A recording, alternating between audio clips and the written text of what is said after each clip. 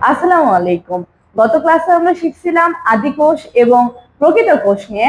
আজকে আমরা শিখব জীববিজ্ঞানের ধারণা সম্পর্কে।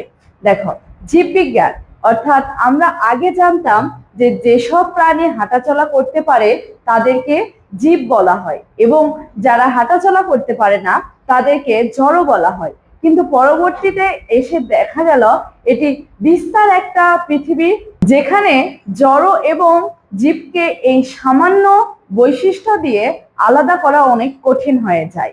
এই জন্য আমাদের জীব এবং জড় সম্পর্কে বিস্তারিত জ্ঞান অর্জনের জন্য জীববিজ্ঞান নামে নতুন একটি সাবজেক্টের তৈরি হয়। তবে জীববিজ্ঞান সম্পর্কে জানতে হলে আমাদের পদার্থবিজ্ঞান, রসায়ন এগুলো সবকিছু সম্পর্কে জ্ঞান থাকতে হবে। দেখো, জীববিজ্ঞান জীববিজ্ঞান ইংরেজি হচ্ছে বায়োলজি।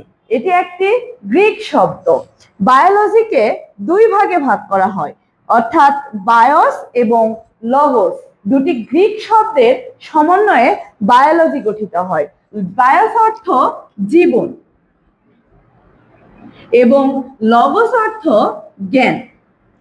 এই দুটি গ্রিক শব্দের সমন্বয়ে বায়োলজি শব্দটি তৈরি হয়ে থাকে।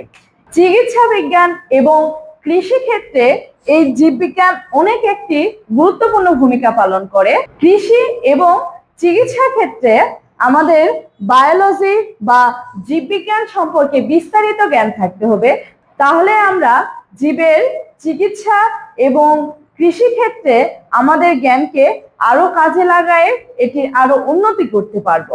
দেখো, এখানে আমাদের খুব ইম্পর্টেন্ট একটা এমসিকিউ, সেটা হচ্ছে বায়োলজি কোথা থেকে এসেছে। বায়োলজি শব্দটি এসেছে বায়োস এবং লগোস এই দুইটি গ্রিক শব্দের সমন্বয়। আমাদের পরবর্তী টপিক জীববিজ্ঞানের শাখাসমূহ। আমরা আমাদের চারিপাশে দেখতে পাই যে উদ্ভিদ এবং প্রাণী এই দুইটি রয়েছে। জীববিজ্ঞানে উদ্ভিদ এবং প্রাণীদেরকে নিয়ে দুইটি শাখা গড়ে ওঠে, একটি উদ্ভিদ বিজ্ঞান এবং অপরটি প্রাণী বিজ্ঞান। উদ্ভিদ বিজ্ঞানকে ইংলিশে বলা হয় বোটানি, প্রাণী বিজ্ঞানকে ইংলিশে বলা হয় জুওলজি। আমাদের উদ্ভিদ সমূহকে উদ্ভিদ বিজ্ঞানের মধ্যে এবং প্রাণী সমূহকে প্রাণী বিজ্ঞানের মধ্যে রাখা হয়েছিল। তবে পরবর্তীতে দেখা যায় শুধু উদ্ভিদ এবং প্রাণী আরো অনেক কিছু রয়েছে, যেমন ছত্রাক, ব্যাকটেরিয়া, ভাইরাস। তাহলে এরা কাদের মধ্যে পড়ে, প্রাণীদের মধ্যে নাকি উদ্ভিদের মধ্যে? এটা নিয়ে যখন আমাদের দ্বিধাদ্বন্দ্ব শুরু হয়, তখন পরবর্তীতে আমাদের জীববিজ্ঞানের আরো অনেকগুলো শাখা তৈরি হয়। এদেরকে ভৌত জীববিজ্ঞান এবং ফলিত জীববিজ্ঞান এই দুইটি শাখায় বিভক্ত করে দেওয়া হয়। পরবর্তী ক্লাসে থাকছে ফলিত জীববিজ্ঞান এবং ভৌত জীববিজ্ঞান সম্পর্কে বিস্তারিত আলোচনা।